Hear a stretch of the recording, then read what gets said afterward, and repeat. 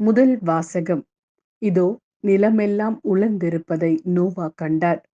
தொடக்க நூலிலிருந்து வாசகம். அதிகாரம் 8 திருவசனங்கள் 6 முதல் 13 மற்றும் 20 முதல் 22 வரை. 40 நாள்கள் முடிந்த பின் பேழையில் தாம் அமர்ந்திருந்த சாரளத்தை நோவா திறந்து காகம் ஒன்றை வெளியே அனுப்பினார். அது மண்ணுலகில் வெள்ளம் வற்றும் வரை போவதும் வருவதுமாக இருந்தது.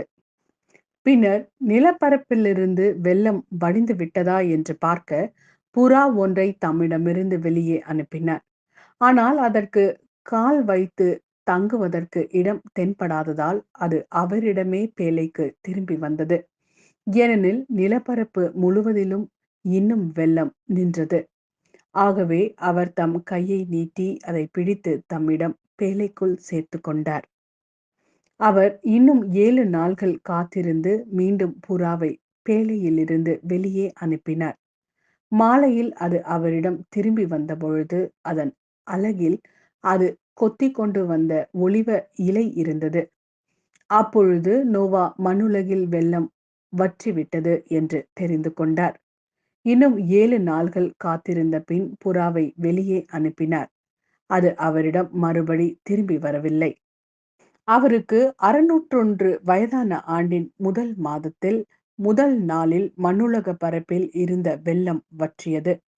அப்பொழுது நோவா பேழையின் மேற்கூரையை திறந்து பார்த்தார். இதோ நிலமெல்லாம் உலர்ந்திருந்தது. அப்பொழுது நோவா ஆண்டவருக்கு ஒரு பலிபீடம் கட்டி அதன் மேல் எல்லா வகை தக்க விலங்குகள் தக்க பறவைகளிடமிருந்து எடுக்கப்பட்டவற்றை எரிபலியாக செலுத்தினார். ஆண்டவர் நறுமணத்தை நுகர்ந்து தமக்குள் சொல்லிக் கொண்டது, மனிதரை முன்னிட்டு நிலத்தை இனி நான் சபிக்கவே மாட்டேன். ஏனெனில் மனிதரின் இதய சிந்தனை இளமையிலிருந்தே தீமையை உருவாக்குகிறது. இப்பொழுது நான் செய்தது போல இனி எந்த உயிரையும் அழிக்கவே மாட்டேன். மண்ணுலகு இருக்கும் நாளளவும் விதைக்கும் காலமும் அறுவடை காலமும் குளிரும் வெப்பமும் கோடை காலமும் குளிர்காலமும் பகலும் இரவும் என்றும் ஓய்வதில்லை. இது ஆண்டவரின் அருள்வாக்கு. இறைவா உமக்கு நன்றி. நற்செய்தி வாசகம். பார்வை பெற்றவர் அனைத்தையும் தெளிவாக கண்டார். மாற்கு எழுதிய தூய நற்செய்தியிலிருந்து வாசகம். அதிகாரம் 8 திருவசனங்கள் 22 முதல் 26 வரை. அக்காலத்தில் இயேசுவும் சீடரும் பெஸ்தாய்தா வந்தடைந்தார்கள். அப்பொழுது சிலர் பார்வையற்ற ஒருவரை இயேசுவிடம் கொண்டு வந்து அவரை தொடும்படி வேண்டினர். அவர் பார்வையற்றவரது கையை பிடித்து ஊருக்கு வெளியே அழைத்து சென்றார். அவருடைய விழிகளில் உமிழ்ந்து கைகளை அவர் மேல் வைத்து, ஏதாவது தெரிகிறதா என்று கேட்டார். அவர் நிமிர்ந்து பார்த்து, மனிதரை பார்க்கிறேன். அவர்கள் மரங்களைப் போல தோன்றுகிறார்கள், ஆனால் நடக்குகிறார்கள் என்று சொன்னார்.